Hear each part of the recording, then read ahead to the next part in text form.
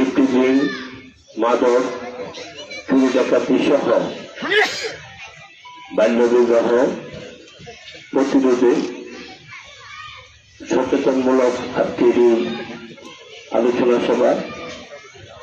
সভায় সভাপতিত্ব করছেন আমাদের অত্যন্ত শ্রদ্ধেয় ব্যক্তি, একজন বিচক্ষণ পুলিশ অফিসার, যিনি কোন দুর্ঘটনা শোনার সাথে সাথেই ঘটনাস্থলে উপস্থিত হয়, সেবা চাওয়ার সাথে সাথেই সেবা পৌঁছায় দিতে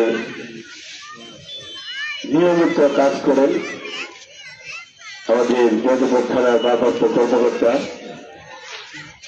তৌহিদ সাহেব। উপস্থিত থেকে বক্তব্য রাখেন তোফাজ্জল ভাই, হালিম, আবু গনি, সামনে বসা আছে অনেক মুরব্বীরা, আমাদের কোটাপাড়া মাদ্রাসার সম্মানিত মোহতামিম আব্দুর রহমান ভাই, আমাদের নজরুল ভাই সহ জেলার ভাই শেখ জোয়ার, অনেক ব্যক্তিবৃন্দ, আলম ফকির, হালিম সহ অনেকে এখানে উপস্থিত থেকে আমাদের সাংবাদিক সুজিত ভাই এবং রিয়াজ সকলে এখানে থেকে কথা বলেছেন। সবার প্রতি কৃতজ্ঞ যারা আজকে আলোচনায় উপস্থিত হয়েছেন। সবার প্রতি সালাম, আসসালামু আলাইকুম ওয়া রাহমাতুল্লাহি ওয়া বারাকাতুহু। সত্যি আমরা লজ্জিত,